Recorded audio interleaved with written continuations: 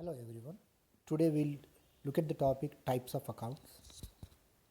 In accounting, an account is prepared for every item of income, expense, asset or dealings with persons. Account is a summary of business transactions relating to a particular type of person, property, expense or income. In double entry system, there are two types of accounts which are generally maintained. The first one is personal accounts and second one is impersonal accounts. The first one, personal account, is related to the transactions of a business with persons. In the sense, all the transactions of the business with the persons are recorded in an account called personal accounts. The persons are of three types. One is natural persons. These are accounts of an individual such as Ram's account, Sita's account, which includes the proprietor, suppliers of goods and customers. And the second one is artificial persons. These are the persons which are created by law and thereby enjoy a separate legal entity. For example, Reliance Industries, SBI and all companies, etc. And the third one is representative persons. If an expenditure or an income which is represented by a person, we call it as a representative person. For example, outstanding salaries, prepaid rent, prepaid insurance, etc. are the examples of representative persons.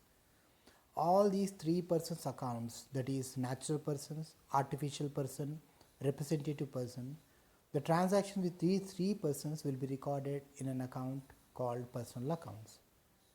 The transactions relating to the property of the enterprise or the business will be recorded in an account called real account. Example, land, buildings, furniture, machinery, etc. Next, nominal accounts. Whenever we talk about an organization or a business, there are certainly transactions which are related to incomes, expenses, gains and losses. For recording all these transactions, a separate account is maintained which is known as nominal account. In the other words, nominal account deals with all those transactions relating to incomes, expenditure, losses and gains. These are the three major accounts which are maintained under double entry system: personal account, real account and nominal account. The double entry rules of these three accounts are: whenever there is a transaction with a person, there will be either receiving something from the person or giving something to that person. The debit and credit principles of double entry system with regard to personal account is debit the receiver, credit the giver. The person who is giving some benefit or item to the business organization will be credited, and the person who is receiving something from the business will be debited. And in case of real account as it deals with the assets of the organization, and whenever there is a transaction of an asset, it results in either purchase of an asset or sale of an asset after its useful lifetime. When we are purchasing an asset, the asset will be entering into the business organization, and in a case where we are selling out the asset will be moving out of the organization.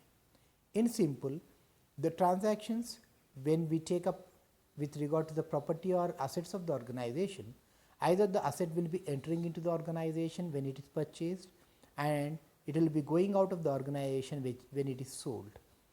The debit and credit principles of real account are: debit what comes in, credit what goes out.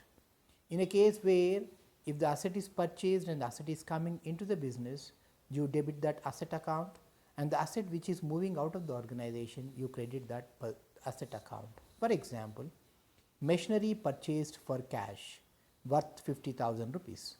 Here we have purchased, the business organization has purchased a machinery for 50,000 rupees. In the sense, when we have purchased the machinery is coming into the business. Similarly, the 50,000 rupees cash is going out of the organization, which is also an asset of the organization. The asset machinery is coming in and the other asset cash is going out. Here The journal entry to be recorded under this category is machinery account data to cash account. And next, with regard to the nominal account, as I said, the nominal account deals with expenditure, losses, incomes and gains. All expenses and losses are to be debited and all incomes and gains are to be credited. So, this is with regard to the types of accounts and the debit and credit rules under double entry system. Thank you.